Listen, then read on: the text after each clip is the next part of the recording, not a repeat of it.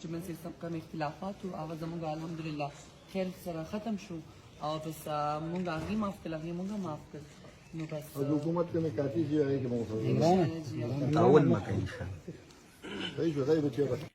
دا شکر دی ملګرو چې د دغو ناروغ وشوله په خیر خیریت سره او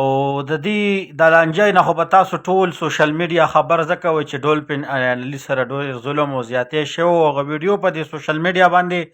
ډېره وایرل شوې وه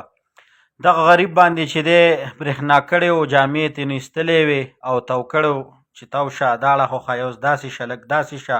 توبه خدای توبه لکه ډېر ناشنا قسمه نور د دې کارونو سره لکه دا ده چې عادت دي دا د دغو دپاره څه خبره نه ده خو لکه چې کوی ورسره نو ویډیو یې ترې کړی وه دقې ورسره ظلم کړی نور دا غریبانه نجیزان داسې دي چې لکه دی د چا زړه نه خفه کوي او دی د دې کارونو سره بلد خلک دی لکه دا د دې یو ورځ نه دي سره بار پروګرام نه بعد خلک دغسې حساب کتاب کوي خو ګورې د دې تپوس په درنه الله تعالی کوي پوه شولې او دا چې څومره هم ظلم کېږي څومره هم دغه کي دا یو بې ضرره مخلوق دی پوه شولې او د دې سره چې دا کم ظلم شو بار کیف روغ شوله زه شکر دی چې روغ شوله ځکه چې دغو د لاسه چې دی ټول ملک هم جام و خلک راوتي و ټول روډونه بند و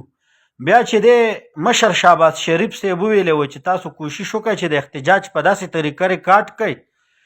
چې وی هغې کې چې دی دغه مه کوئ ډېر ناجیزه مه کوئ بس وو پکې شروع کړي وو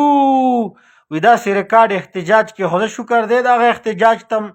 خبره ونه رسېده د وو نه خبره دغه د مخکې حل شوله ستاسو د وړاندې ده چې کومه د ډولفین یعنې مسله وه هغه حل شوله او حکومت کې به هم ورسره چې دی وی لکه مطلب په عدالت کې به هم ورسره ګزاره وکړي نو بس دا ښه ده دغسې پښتانه ما ته پته ولګي چې پاکستان ترقۍ طرف ته روان دی پښتنو ته کړه شئ پوه شولې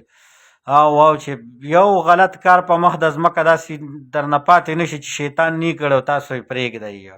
پوه شولې او هغه دی بس احتجاج چې کوم د و شروع شو هغه هم ختم کوي ولې چې نور له ضرورت نشته دی هغه کیسه ختمه شوله خبره روغه شوله او دغه حساب کتاب دی تاسو په خپله ولیده والسلام